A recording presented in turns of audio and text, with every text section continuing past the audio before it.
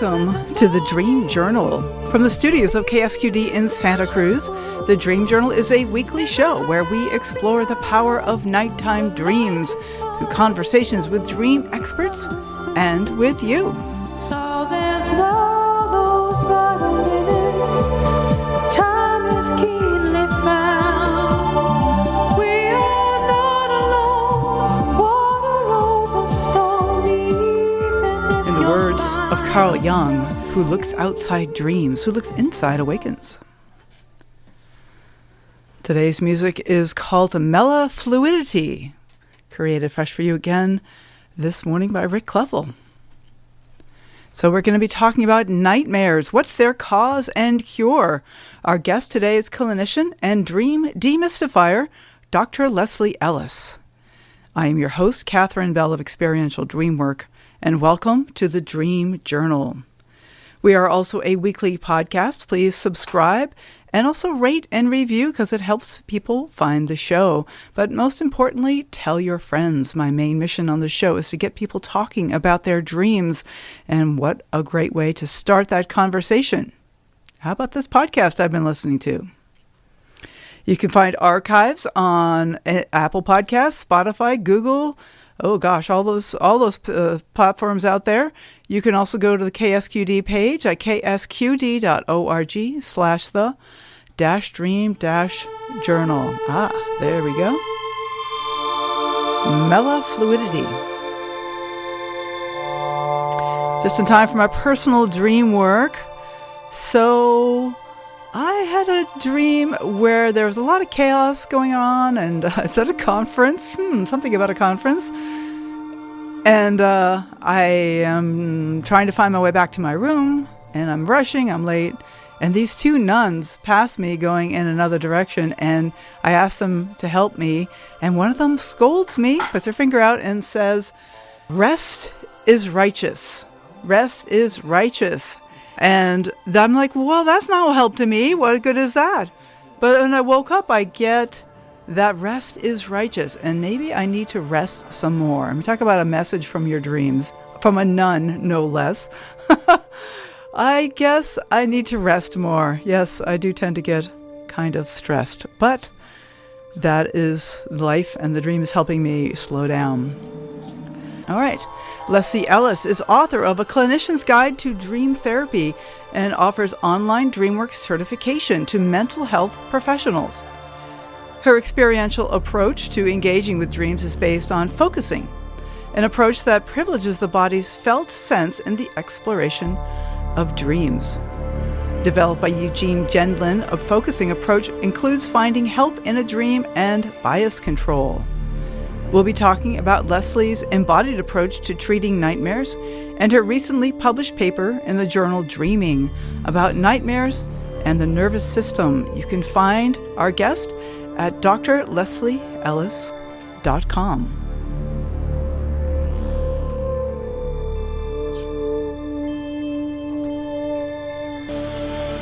Leslie, are you there? I am. All right. Here. Leslie, I looked through this article that you published recently on dreaming. Let's just get right to nightmares. And I am intrigued by this idea that we're starting to understand what causes nightmares, and that's going to help us learn how to prevent them. So maybe you could just say a little bit about what your current understanding is from the research of what causes nightmares.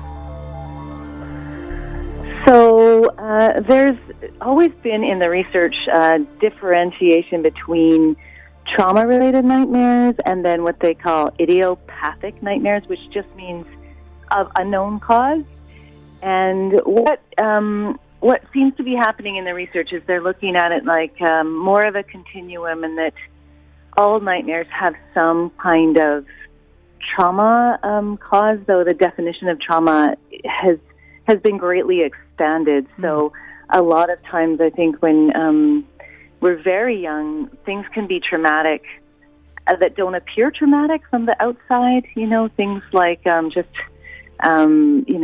separation from parents, or loss of a pet, or, birth of a sibling. Those things are kind of in a normal scheme of things, but for very small children, these things can be a lot of things can be traumatic that don't appear to be. And so if you expand the definition, then anything that's very upsetting to us at a very young age can affect our nervous system, can make us sensitive, easily frightened.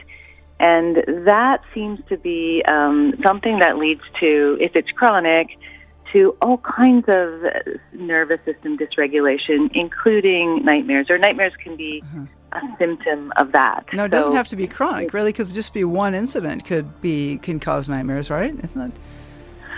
Well, depending on the severity of it, you know, if it's a particularly terrifying incident, and what, it's not just what happens to you, it's what happens afterward. If there is a way to soothe and calm you, or you're met with a lot of support, those kinds of things don't have to result in a sort of a longer-term dysregulation. But a lot of it depends really on the environment you're in, and if it's something that terrifies you that you never get resolution or comfort about, then it can kind of stick with you and make you more prone to being frightened and not being able to calm down. Right. Well, certainly not everybody, like not all soldiers have PTSD, a large fraction do, but there are people who are resilient in that way, and you say it has a lot to do with being able to find comfort and finding support. Is that by the some people who don't get PTSD or don't feel traumatized? Yeah, some people's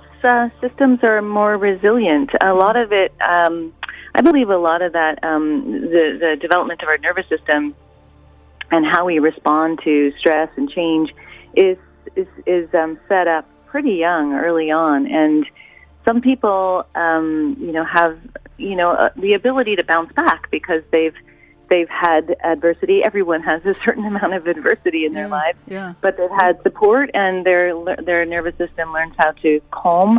Usually, when you're young, always when you're young, you don't really have that capacity all by yourself. You need other people to kind of help you and model it. And then if you have that happen continuously, then your system becomes adaptable. And even in the face of, like the severe trauma that veterans face, and they can adapt and bounce back because their system is resilient. Okay. And and then there are for a lot of people, it wasn't enough support or ability, or modeling of a way to adapt to adversity, and so the system kind of has a couple of ways that we typically respond when there isn't really enough support, and it's to become either hyper alert or hyper aroused, or to become dissociative, or very much shut down. And so those are the kind of the two poles that people will go into when they have post-traumatic stress as well. They'll have either the hyper-arousal where they're easily startled and vigilant, or they can drop into a dissociative kind of shut-down state. And I imagine people can do both. I bet some people do swing back and forth, I'm sure, through both. Yes, they do. Yes. Yeah. Okay. Yes, and it's reflected in dreams as well. The dreams that I think that a lot of, I've looked at the studies of dream content and nightmare content, and it's interesting to me that virtually every common nightmare theme relates to a nervous system condition, like fight or flight. Very common to have conflict or being chased in a nightmare, or the frozen state, which can, be like frozen in fear, which is very much a depiction of that immobility state. So they're almost a perfect match to the content almost perfectly matches the nervous system state that we go into when we're threatened. It's really interesting. And so you're saying the dreams then kind of reproduce some of those arousal states that we have around the trauma. So what is the benefit? What do you think the dreams are doing? Why is the point of reliving some of this? In PTSD, it's like a direct reliving of the trauma, but in the more in less severe cases, it's something more metaphorical or symbolic. But what do you think could be the point of putting us back into that state of terrible discomfort? Yeah, it does seem kind of cruel, doesn't it? Doesn't it? Yeah. Well, I think that what happens is that those emotions need to be metabolized, and that the dreams are attempting to do that. And usually, they will actually have that impact, and over time, those memories get softened and they get sort of laid down in our associative networks of memories, and the emotional charge dissipates. But in chronic nightmares or nightmares of post-traumatic stress, I think what happens is just that the autonomic charge is so great that it wakes the person up in the middle of this process, and so it doesn't get to complete. Or if their system is quite sensitive or overly responsive to traumatic images coming in, then they will get highly activated, and so it's like it overshoots the window. Yeah. It's trying to help, but it's that the person's system just gets too sensitized to it. And once you wake up from a dream, the dream is no longer really able to do its job, and then you wake up already in a state of fear and not really looking forward to going back to sleep or back into that dream. So it becomes a vicious cycle. Because, that's exactly what you need, really, is to go back into that dream and go back to sleep and let it keep processing. It sounds like it's better not to wake up a bedmate who's having a nightmare. Just let them work it out. I don't know. What do you think about that? Definitely. Yeah, it is. Okay. It is, because I think, we don't fully understand these processes, but we know that dreaming is implicated in emotional regulation and in laying down long-term memory. And so I think it's taking our traumatic memories and the emotional charge is what makes them come back to us, because they were not really finished processing them yet. Yeah. And then once they've been processed, then they go into our memories and sort of laid down in the proper sequence. And what happens in post-traumatic stress is also that the memory process is disrupted, and that things that happened a long time ago feel very present. They don't feel like they're in the past.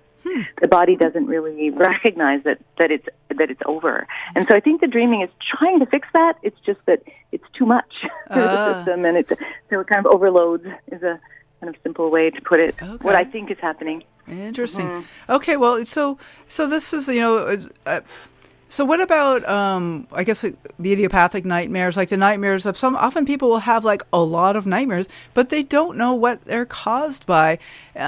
Can we still work with these nightmares if we don't know what's causing them? Absolutely. Yeah. I think sometimes, the adversity or the trauma or the nervous system activation that's maybe leading to these dreams is not something we're conscious of. Things can happen that we don't remember, especially anything happens in early childhood.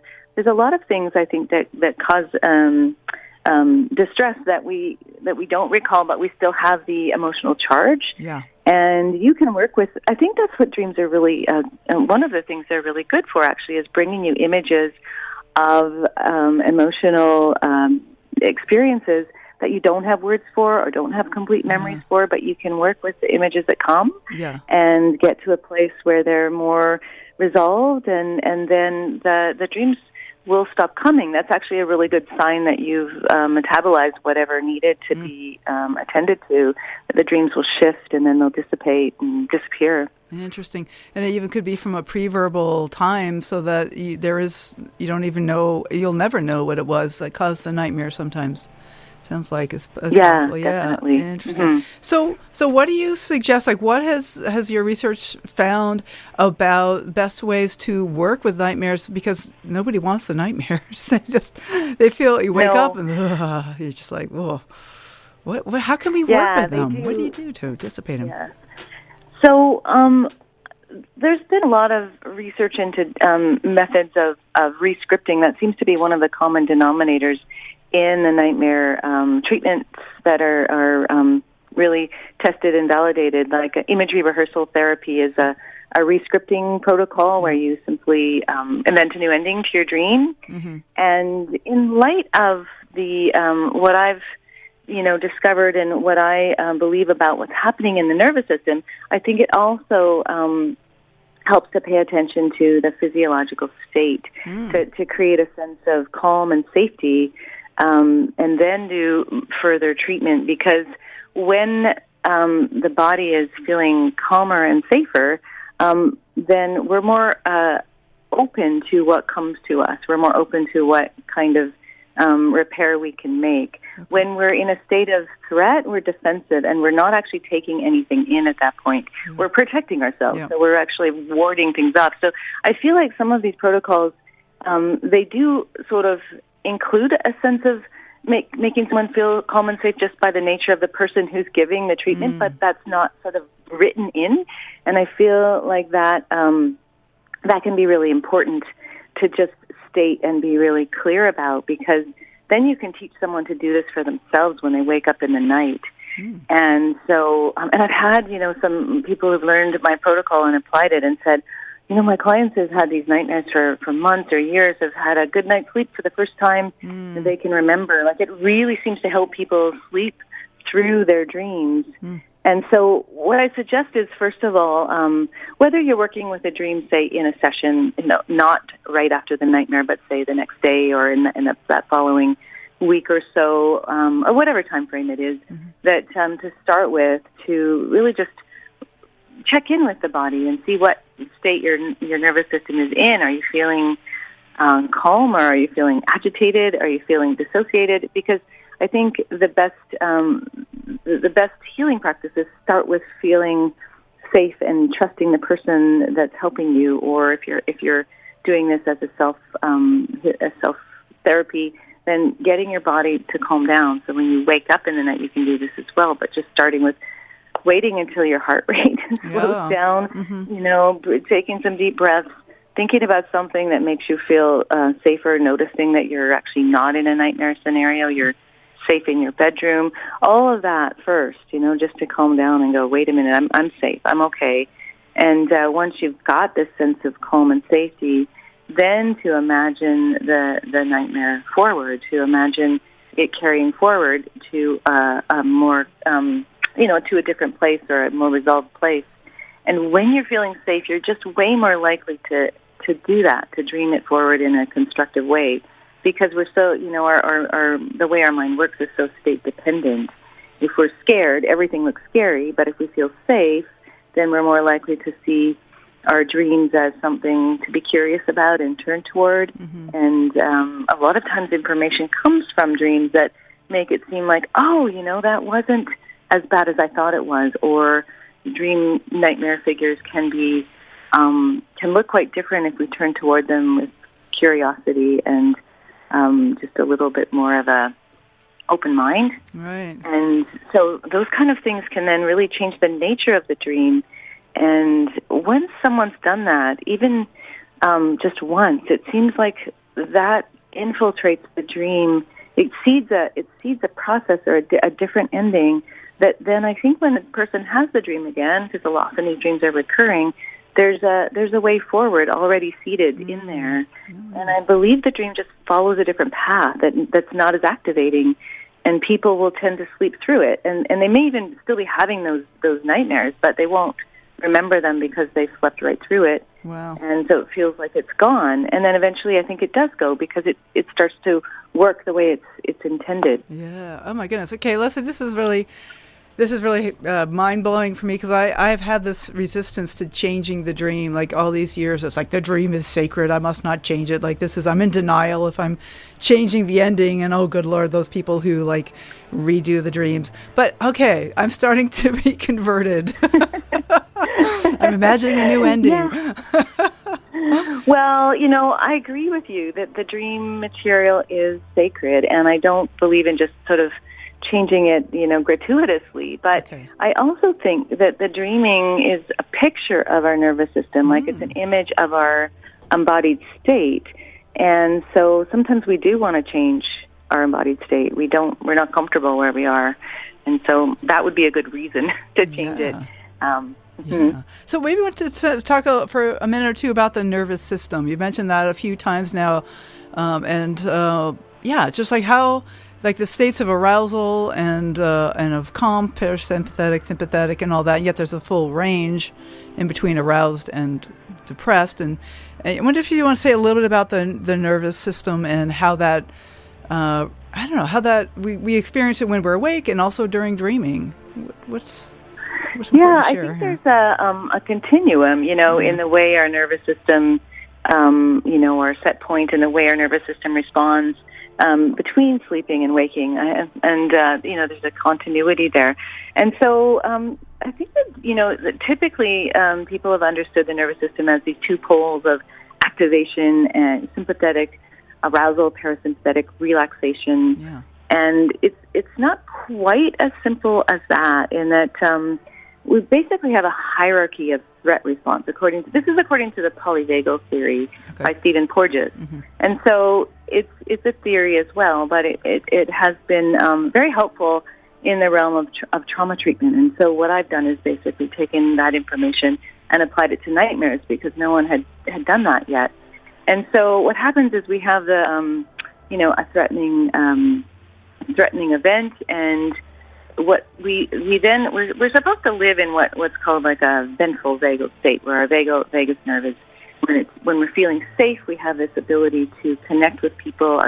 Our social engagement system is switched on, which is something that Stephen Porges had identified as this. The vagus nerve innervates our face and our heart and connects our social engagement apparatus, the way we hear things as well. We're more tuned into the human voice. Mm-hmm. So this would be like within the. Sorry, just to say, this would be within the window, sure. Like not hyper aroused and not dissociated. That the window exactly. is the ventral vagal. Okay. Right. The sense of safety when we're not feeling under threat is this ventral vagal complex, which is where we're meant to live. We're meant to basically be social beings that feel safe and comfortable and can, engage with other people. But what happens when we feel threatened, the first thing that happens is the social engagement system will shut down and we'll go into an activated, the classic fight-flight response, which is fight and flight are essentially the same response of just being basically primed to act. Yeah. So, heart rate will increase and we'll be more alert. We'll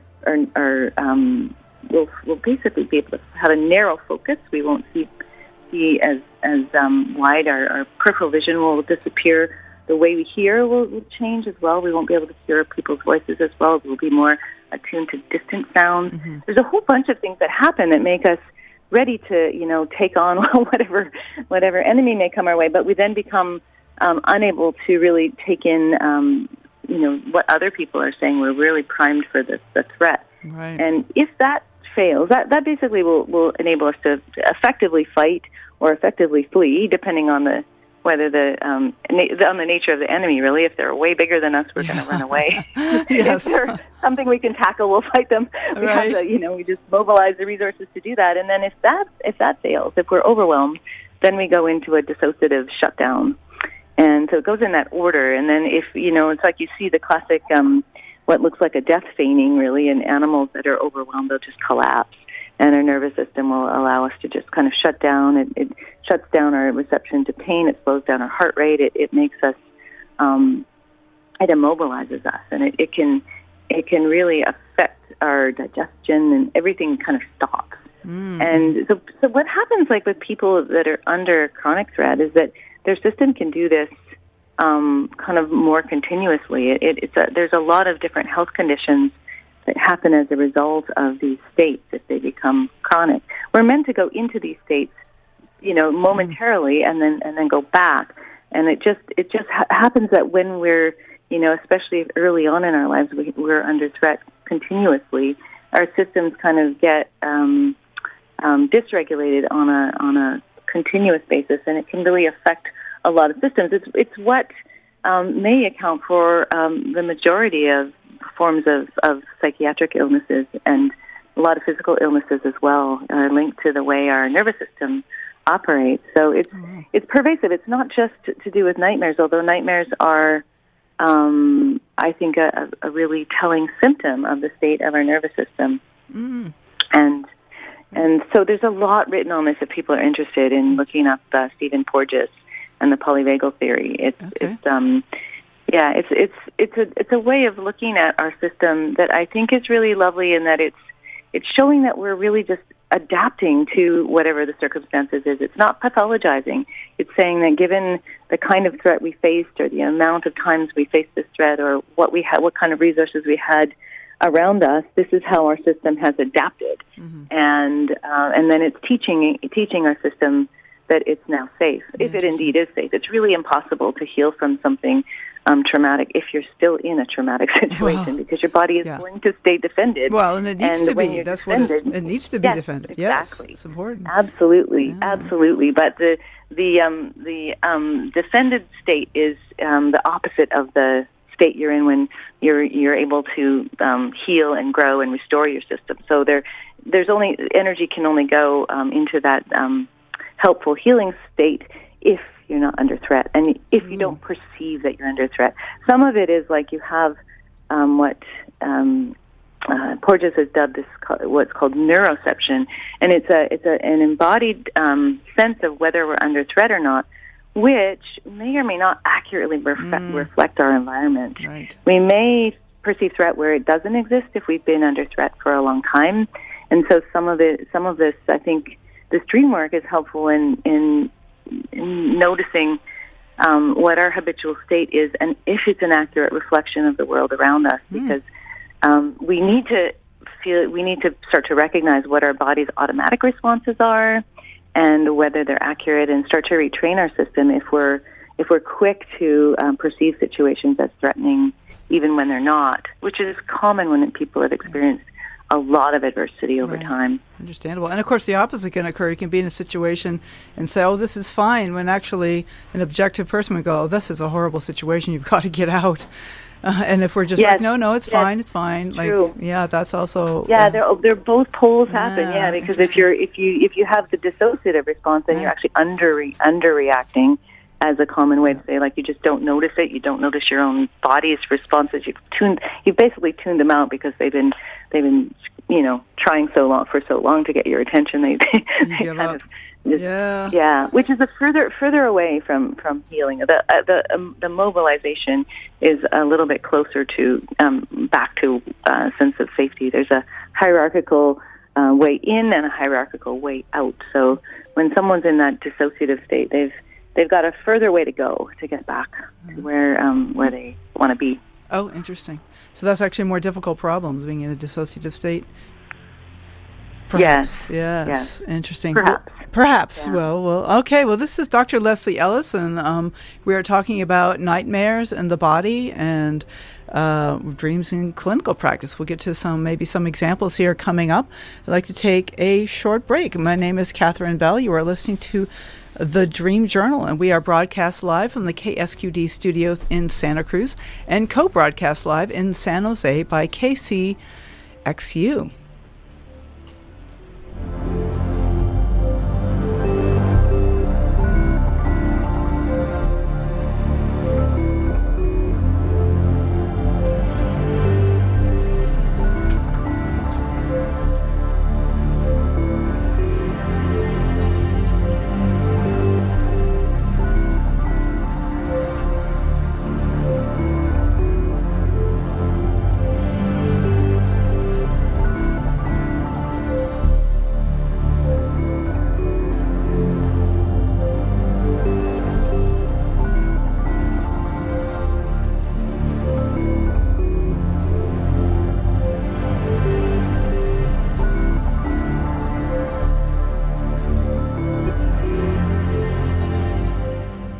So I am here today with Dr. Leslie Ellis. My name is Catherine Bell, and this is the Dream Journal on the K-Squid 90.7 FM. Dr. Leslie Ellis's webpage is drleslieellis.com.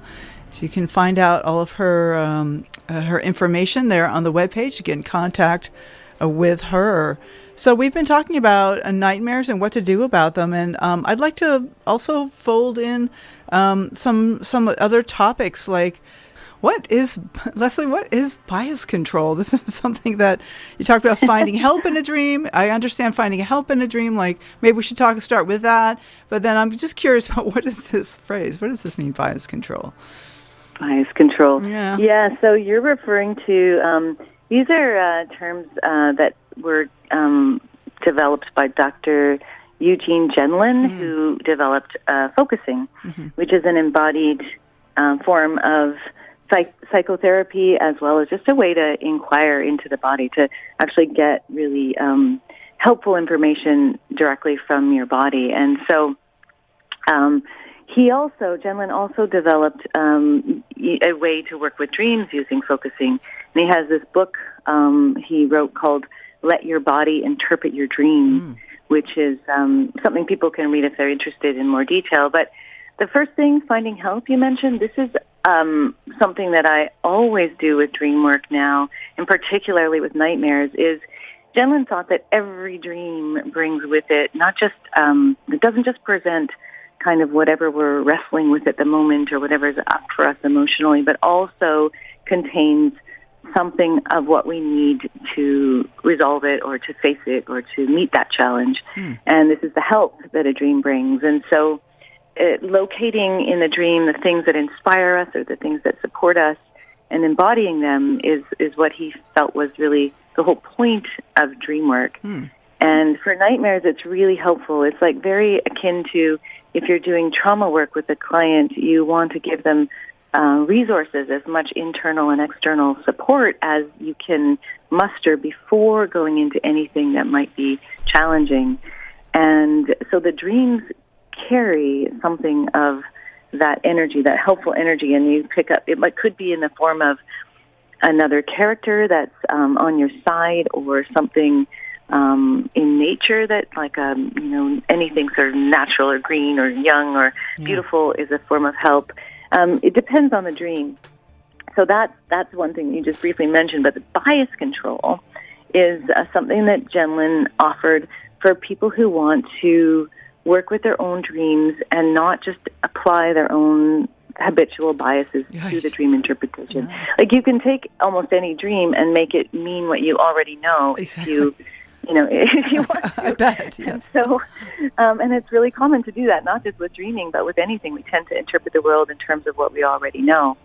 And so what he suggested you do, and it's a very Jungian kind of thing to do as well, is to look in the dream for the thing that you most disagree with or most dislike or, don't really want to pay attention to or seems unimportant, anything you have some sort of aversion to, and to imagine that you are that, or imagine into that stance of that, that character that you really dislike. An example I can give you is one of this dream is a really good example of someone who was dreaming of a person who was very entitled and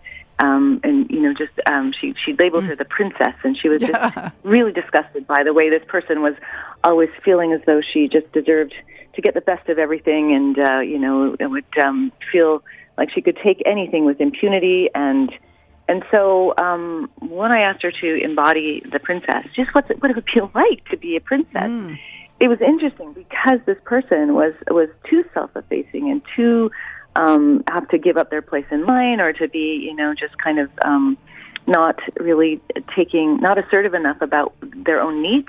And so feeling into the princess was like, oh, wow. I mean, like, I can get what I want. I can, get what I deserve. I can be a little bit more, like, it's not like you become that whole thing, but you add a little bit of that to your approach to the world, and it's better. So that's an example. So it's like a shadow work, perhaps, like recognizing the person. Much. Okay. Yes, very much like shadow work. Yeah, it's I think, probably same concept, different words. Right. Okay. So the idea is then to go to some character in a dream. This could either be in a nightmare or any kind of a regular dream as well. Sounds like some character or thing that we have an aversion to, that we're like, oh, that's just terrible, that we can't imagine that, and considering that there is something valuable there, perhaps there's something there that we're resisting. More valuable, in fact, than the things that we would automatically gravitate to, because it does expand our capacity our emotional capacity. It brings something new. It's way more likely that you're going to get something new from something that you don't like and don't agree with than from something that you do already kind of align with. And so. And it can also give you insight into, aspects of your character that you disavow, that you don't really want to see as aspects of yourself. And like an example I have is this one dream that I use as an example. I'm using similar examples that are in my book because I've only using examples that people have explicitly said I can share. But in this dream person was there was a circle of people on the beach, and his cousin was there smoking crack, and he was completely disgusted with this addictive behavior, and would never do that. It was like something but the reaction was really strong. That's always a clue when your reaction is really strong. And so he felt into that character at my invitation. I like getting people to embody characters or elements in dreams as a way to understand them from the inside. And he felt what the essence of addiction was, and could feel how it wasn't like he was addicted to crack, but he had elements of addiction in his own life that he could recognize by this feeling, and it made him make some very dramatic changes. And it wasn't something he would have realized had he not really felt into it that way. So it can enable you to feel into things that you would probably normally not go into, because it's easy for us to push aside those things about ourselves we don't really want to look at. And dreams are really good at bringing those to our attention if we pay attention in the right way. Like using bias control is a good way to do that. Well, I can see that. Well, here's anyway. One of the things that comes up for me about this is that I think the thing wouldn't show up in the dream unless I was getting close to being able to integrate it. Like if it's something that is just way too far for me to consider that I might be that it wouldn't show up in a dream. So if it does show up in a dream, I feel like there's some chance that I have to claim that part of who I am. And so because it's there, that tells me that I have some opening to that part of myself. Yeah, I completely agree with you. It's like it's edging toward our consciousness. Yeah. And we're dreaming about it, not only dreaming about it, but remembering that aspect. And so I think it is an invitation, yes, to go there. Right, because the dreams are one or two steps ahead of us, but they're not leagues and leagues ahead of where we're at. I think they're just direct. No, I agree. They're bringing stuff that we're ready for, and it's interesting to me that there's a lot of things about when I work with dreams. There's a lot of things that are really just on that edge. The dream that you don't quite remember, you can only get a little piece of, or you do a whole piece of a dream, and then you somehow leave out this one, major section, and you don't. Yeah, somehow. Yeah. And that's where the edge is. Yeah. That's where the edge is. Those things that just want to slip away. Totally. That famous moment to do this work. when people say, "Oh, this is just a little dream. There's nothing there." I'm like, "Oh." Yes. The nugget. So I can think of it like digging up a little nugget or something there. So I just want to say that the phones are open because we still have time to take a caller. It's 831-900-5773 if you'd like to ask a question or share a story, share a dream or a story with me or Dr. Leslie Ellis. So this is the Dream Journal, and we have our guest, Dr. Leslie Ellis. And this kind of plays into the idea of messengers from our authentic self. So what is our messages? Dream says messages from our authentic self. So what is that all about? So what does that mean our authentic self? Like if we are who we are, is there some other way that we, you know what I mean? What is that even? Yes, I do. Well, I think, a lot of times we don't live from our authentic nature because we are primed from very early on to behave in certain ways. Yeah. Like by gender, for example, we're very much programmed in different ways. Even if we don't believe that we should be, differentiating the genders, it still happens that, girls are not as apt to express their anger because it's certain things like that. That's sort of cliche, but there's all through life, there's the things that our parents will subtly approve of and not approve of in society. And so I think that there's a big chunk of us that is actually a persona, not necessarily aligned with who we are. It's great if who we are is perfectly aligned with the culture of our family and our community and the world we live in. But I think for most people, there is a big difference or a small difference or some difference between how we would naturally live and how we live to adapt to the expectations. And so I think dreams come from that more authentic place. Like they invite us to be more true to ourselves, and especially if we're living out of alignment in a big way. Say if we really want to be an artist, but we've decided to be a doctor because that everyone in our family's been a doctor, and we're miserable. We're doing this work that we hate, and our dreams will keep giving us pictures of paintings or something. I mean, that's a really simplistic example, but there'll be a lot of distress, and the dreams, I think, will point us in the direction that we're meant to go. And the further out of alignment we are with where we're meant to be, I think the more the louder the dreams get, and the louder other aspects of our well-being speak to us. You know, I think when we really don't align with our what's really, you know, meant for us, or we suffer. And so I think the dreams can help point that out and point us in the direction that we might be more, you know, what would be more natural to us in our psyche. Well, certainly, I remember periods of my life when I was very unhappy, and even I was studying to be when I was a physicist. Really, just because you're good at something doesn't mean it's good for you. And I was just really unhappy, and I had a lot of really bad dreams.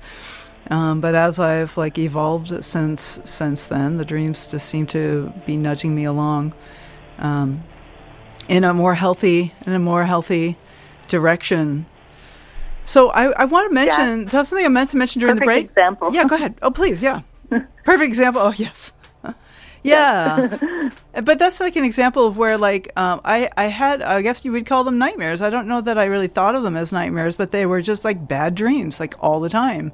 And it was like this river of misery, just kind of unhappy. And like you said, you can't really ever be safe in a place where you're not safe. It wasn't the right thing for me. So it wasn't like literally threatening my safety, but it was in a situation that was just not the right thing for me. And my dreams were trying desperately to catch my attention, and eventually they did. But, I'd like to speed up that process.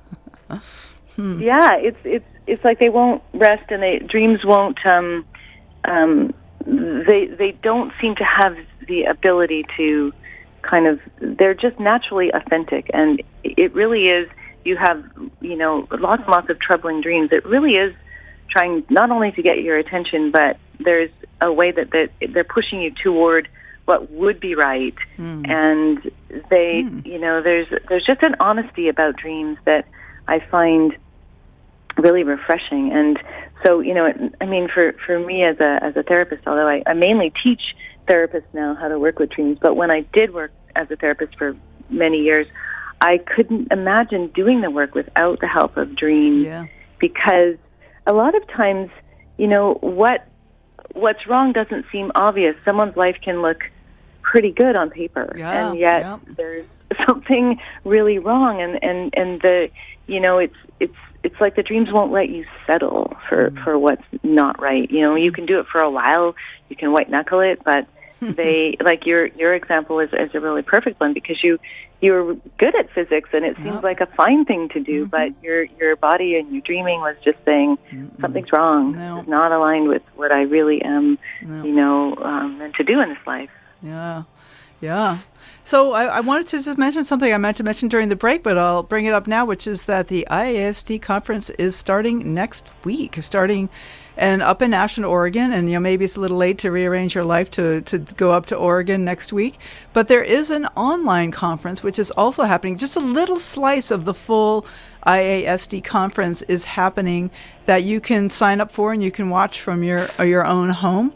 It's going to be focused on research and sort of clinical aspects of dreaming, and there's also CEs available for people who want to polish up their education, so that you can go to the asdreams.org to find out about the conference and the online conference, and as well as the in-person, because it's not too late. Ashland's not far away.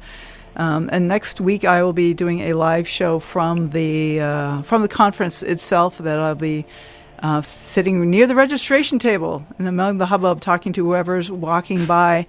But I wanted to just say a few words. You'll be at the conference too, Leslie. You're the last of my long line of presenters from the conference that I have been hosting here, and This year, you're going to be doing a morning dream group, which is different because, as you've mentioned, a lot of your focus these days is on training clinicians how to work with dreams, because it's something that people are often very timid about working with. So before we get to your dream group, I wonder if we could talk just a little bit about why are clinicians so intimidated about working with dreams?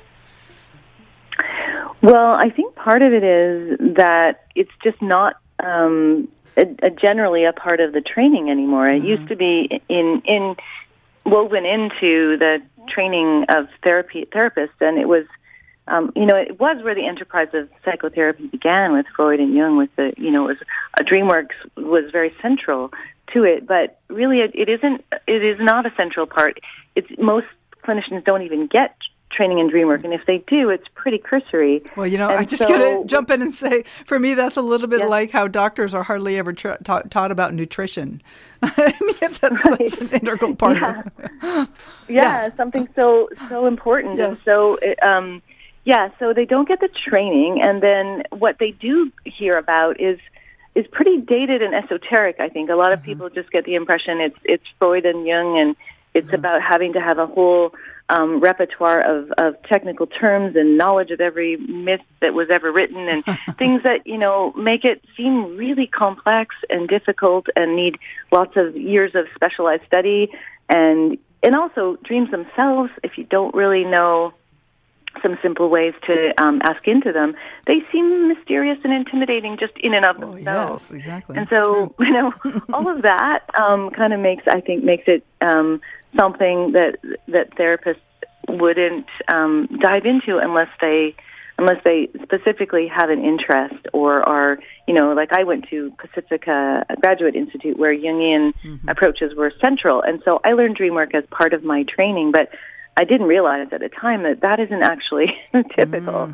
And so, I think that all those reasons, they seem esoteric, intimidating, they don't have the training, and aren't really, without having the experience of what amazing depths you can get to quickly in working with dreams, they're not motivated to do it. What tends to happen is the studies have shown that basically clients bring dreams, and that's the main driving force. Is the clients are going to expect their therapist to have some ability to work with their dreams, especially when they have a dream that feels big and numinous and important.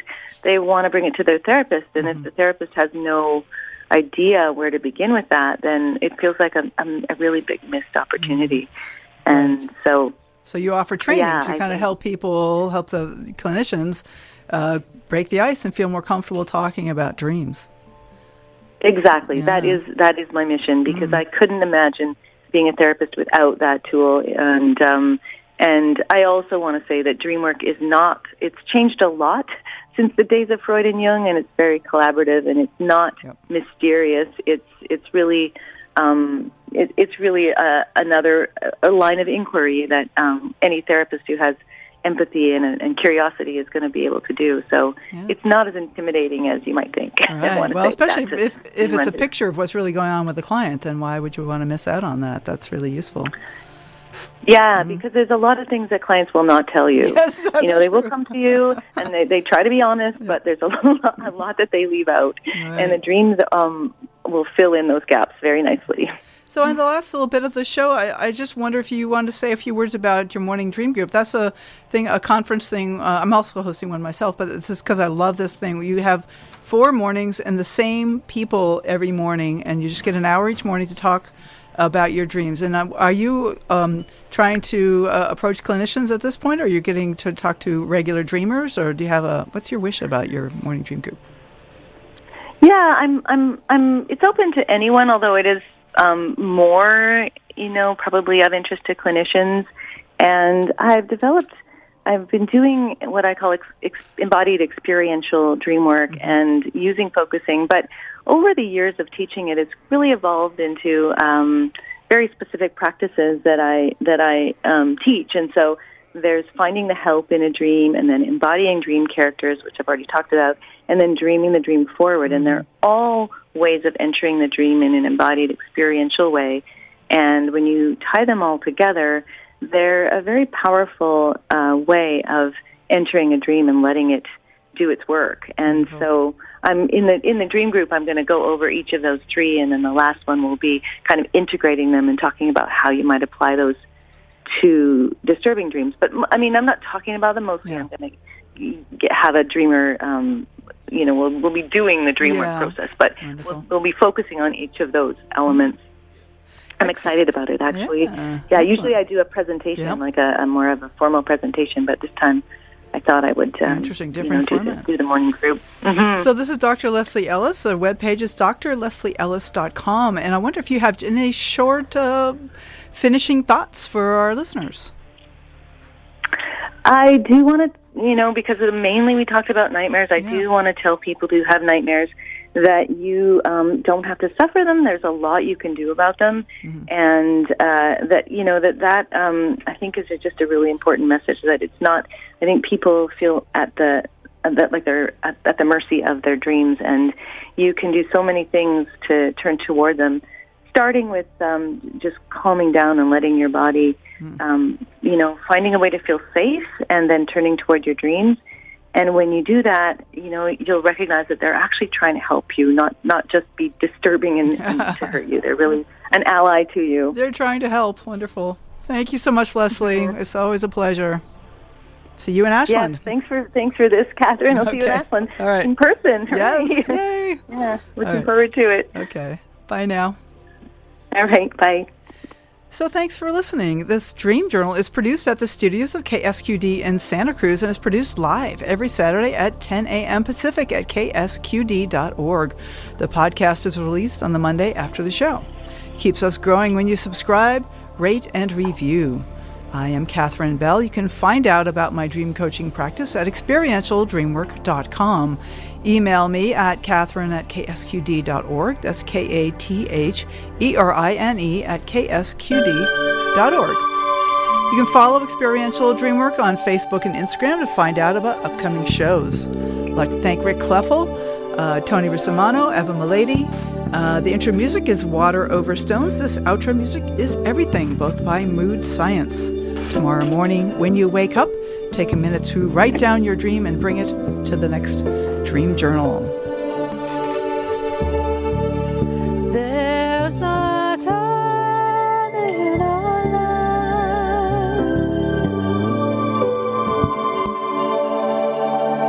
all the husbands and wives,